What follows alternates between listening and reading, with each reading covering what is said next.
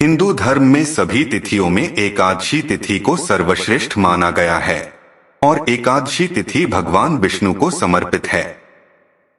इस दिन किए गए उपवास, जप, तप व ध्यान का विशेष महत्व होता है। शास्त्रों में बताया गया है कि एकादशी का व्रत करने से सांसारिक जीवन की सभी समस्याओं से मुक्ति मिलती है और व्यक्ति जन्म मृत्यु के बंधन से मुक्त हो जाता है और अंत में वैकुंठ धाम को प्राप्त करता है। धर्म ग्रंथों में बताया गया है कि इस पुण्य तिथि पर कुछ ऐसे कार्य हैं जिनको करना वर्जित बताया गया। ऐसा करने से जीवन में कई तरह की परेशानियों का सामना करना पड़ता है और भगवान विष्णु की नाराजगी का भी सामना करना पड़ता है। आइए जानते हैं कि एकादशी के दिन ऐसे कौन से कार्य हैं जिनको भूलकर भी नहीं करना चाहिए। लेकिन इससे पहले मैं आपको आमकली एकादशी के महात्म्य बतला देता हूं। यह एकादशी फाल्गुन मास के शुक्ल पक्ष की एकादशी है, जिसको मात्र करने मात्र से ही मनुष्य के सारे पाप कट जाते हैं। विशेषकर इस एकादशी के दिन भगवान विष्णु पर आंवले का फल अर्पित किया जाता है, इसलिए इस एकादशी को आमकली एकादशी के नाम से जाना जाता है। दोस्तों, एक बार भगवान श्री कृष्ण से धर्मराज युधिष्ठिर बोले, हे जनार्दन, आपने फाल्गुन मास के कृष्ण पक्ष की विजया एकादशी का सुंदर वर्णन करते हुए सुनाया। अब आप फाल्गुन मास के शुक्ल पक्ष की एकादशी का क्या नाम है तथा उसकी विधि क्या है? कृपा करके आप मुझे बताइए। तब भगवान श्री कृष्ण बोले, हे राजन, आपने बहुत उत्तम किया है।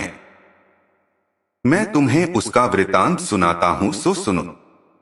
फाल्गुन मास के शुक्ल पक्ष की एकादशी का नाम आमल की एकादशी है। इस व्रत के करने से समस्त पाप नष्ट हो जाते हैं तथा इसके प्रभाव से 1000 गौ दान का फल प्राप्त होता है। इस व्रत के करने से समस्त पाप नष्ट हो जाते हैं।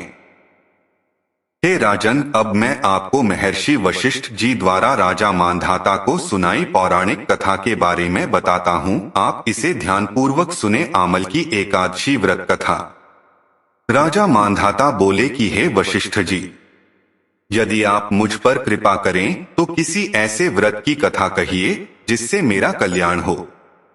महर्षि वशिष्ठ बोले कि हे राजन, सब व्रतों से उत्तम और अंत में मोक्ष देने वाले आमल की एकादशी के व्रत का मैं वर्णन करता हूँ।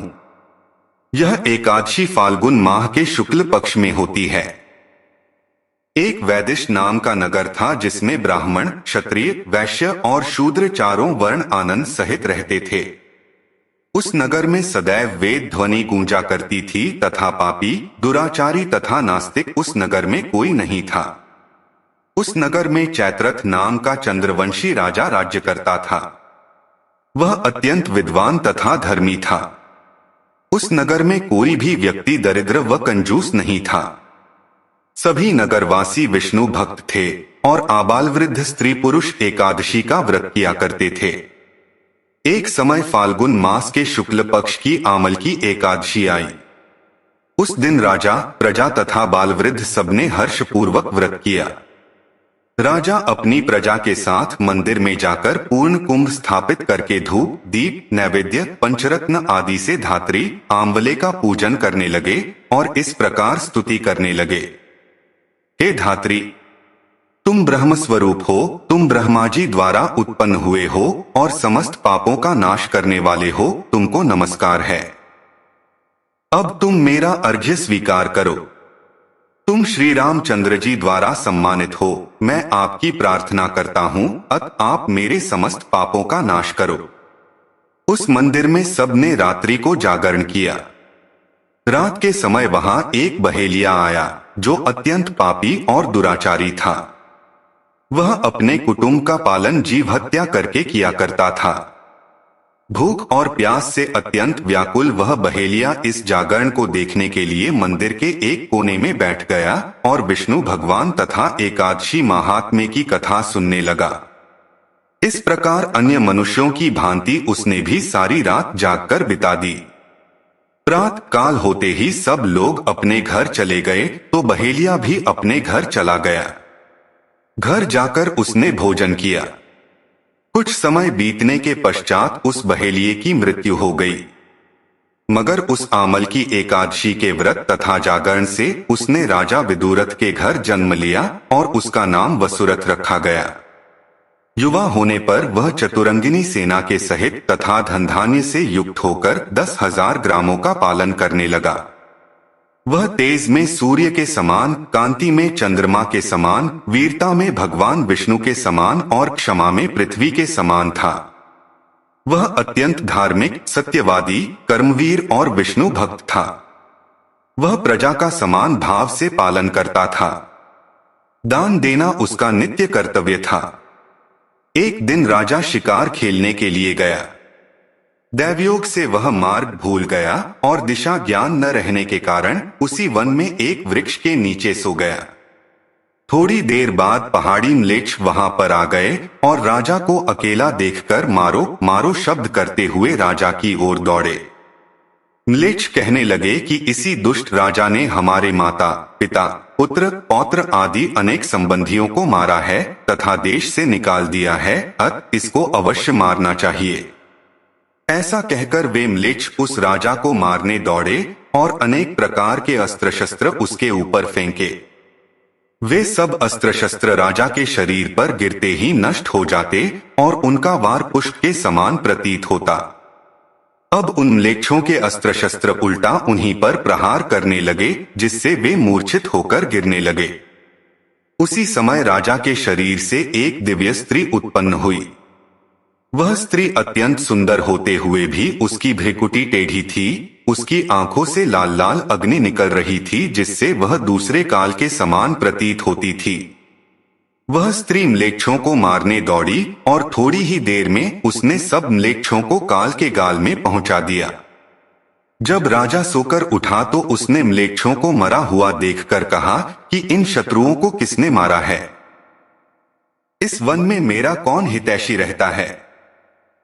वह ऐसा विचार कर ही रहा था कि आकाशवाणी हुई, हे राजा, इस संसार में विष्णु भगवान के अतिरिक्त कौन तेरी सहायता कर सकता है? इस आकाशवाणी को सुनकर राजा अपने राज्य में आ गया और सुखपूर्वक राज्य करने लगा। महर्षि वशिष्ठ बोले कि हे राजन, यह आमल की एकादशी के व्रत का प्रभाव था। जो मनुष्य इस आमल की एकादशी का व्रत करते हैं वे प्रत्येक कार्य में सफल होते हैं और अंत में विष्णु लोक को जाते हैं।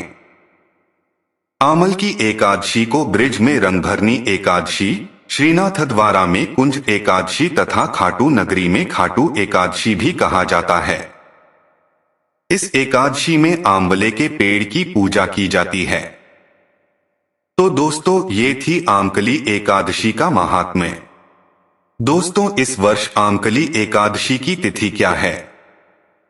दोस्तों, इस वर्ष आमल की एकादशी की शुरुआत 20 मार्च को दोपहर 12:21 पर होगा। वहीं इसका समापन 21 मार्च 2024 को 2:22 पर होगा।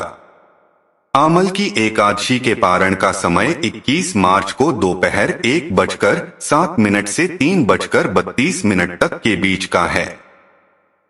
दोस्तों, अब मैं आपको यह बतला देता हूं कि वह कौन से काम हैं जिसे आमकली एकादशी के दिन भूल से भी नहीं करना चाहिए। दोस्तों, एकादशी के दिन रात में सोना नहीं चाहिए। यह तिथि बेहद पुण्यदायी होती है। इस तिथि को पूरी रात भगवान विष्णु के भजन गाने चाहिए, मंत्र या आरती करनी चाहिए। भगवान विष्णु की प्रतिमा या तस्वीर के सामने बैठकर पूरी रात जागरण करना चाहिए। ऐसा करने से भगवान विष्णु की कृपा प्राप्त होती है और उनके आशीर्वाद से जीवन में उन्नति के योग बनते हैं। तथा एकादशी तिथि के दिन भूलकर भी चावल नहीं खाने चाहिए, चाहे आप उपवास ना भी रख रहे हों। धार्मिक कथाओं के अनुसार एकादशी तिथि के दिन चावल खाने वाला व्यक्ति अगले जन्म में रेंगने वाली योनि में जन्म लेता है। हालांकि अगर आप द्वादशी तिथि को चावल खाते हैं तो आपको इस योनि से मुक्ति भी मिल जाती है। तो दोस्तों, ये थी एकादशी से जुड़े महत्वपूर्ण जानकारी। आपको यह जानकारी कैसी लगी कमेंट में जरूर बताइएगा तथा इसी प्रकार के आध्यात्मिक जानकारी से जुड़े वीडियो के लिए चैनल को सब्सक्राइब करें तथा कमेंट में जय श्री कृष्णा लिखें। आप सभी का धन्यवाद।